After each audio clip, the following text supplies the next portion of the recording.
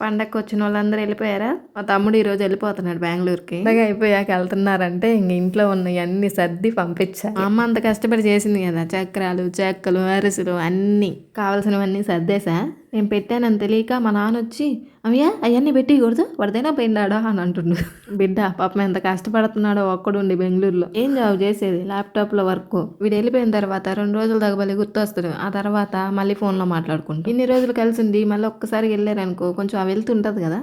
సాయంత్రం అయింది, ఊర్లో బస్సు పొదిలికి వెళ్ళిపోయింది అనమాట. పొదిలో బెంగళూరు బస్సు ఎక్కుతారు. ఇంకా మా అమ్మ మా నాన్న ఇద్దరు సాగనమ్ముతున్నారు కొడుకుని. అమ్మ బస్సుకు కూడా ఎదురొద్దామని చెప్పి ముందుకు వెళ్ళింది. నీకు తెలీదు, వాడు వెళ్ళిన తర్వాత ఒక అరగంట ఇద్దరు ఎవరి మొక్కలు వాళ్ళు చూసుకుంటే గమ్మున కూర్చున్నారు తెలుసా. నాన్న వెళ్ళిపోయాక మా అమ్మ ఫోన్ పట్టుకుంది. అమ్మ పొద్దునంతా పని చేసిద్ది, సాయంత్రం వచ్చి నా బాగాలేదని పడుకుంటుంది. కూరగాయలు తెచ్చా ఫ్రిడ్జ్ లో పెడతామని సర్దుతుంటే మా అమ్మ ఏమో దొండకాయ ఫ్రై చేయమంది, మా నాన్నేమో దొండకాయ పచ్చడి చేయమన్నాడు. ఏదైనా ఒకటి ఫిక్స్ అవ్వండి అంటే దొండకాయ పచ్చడి ఫైనల్ చేశారు. వాడ్చి చేసేనా పచ్చి దొక్కేనా అంటే పచ్చి దొక్కి తర్వాత తిరగమాతేసి వాడ్చి అన్నాడు. అన్నం పొయ్యి మీద పెట్టి వెళ్ళి దొండకాయలు పచ్చిమిరకాయలు రోట్లో వేసి తొక్కొని వచ్చా. ఈ పచ్చడి తాలింపేసి మళ్ళీ మగ్గనివ్వాలి. ఓ అసలు అడక్కడక్క నన్ను గాని అడిగినరని చెప్పి అంత ఇదిగా చేశానంటే ఆ కర్రీని, సారీ పచ్చడిని, నాకు కొంచెం వేసుకుని తిన్న తర్వాత అర్థమైంది నాకు కొద్దిగా ఉప్పు ఎక్కువైందని. ఏదేమైనా మా అమ్మలాగా అయితే టేస్ట్ రాలా. నాకే ఇలా ఉందా అందరికి ఇలాగే ఉంటుందా అని మా అమ్మకి ఇలా ఒక ముద్ద నోట్లో పెడితే బాగానే ఉంది అనింది. బాగుంది అన్నది కదా అని చెప్పి ఎగురుకుంటూ వచ్చా. నోరు బాగాలేదు, ఎట్టుందో అర్థం కాలేదు అనింది. మళ్ళీ ఆ బతుకు నాకు అర్థం అయిపోయింది, అది ఉప్పు ఎక్కువైంది నిజంగానే అని. మా అమ్మకు బాగాలేక అలా సైలెంట్గా ఉంది కానీ బాగుంది అనుకో.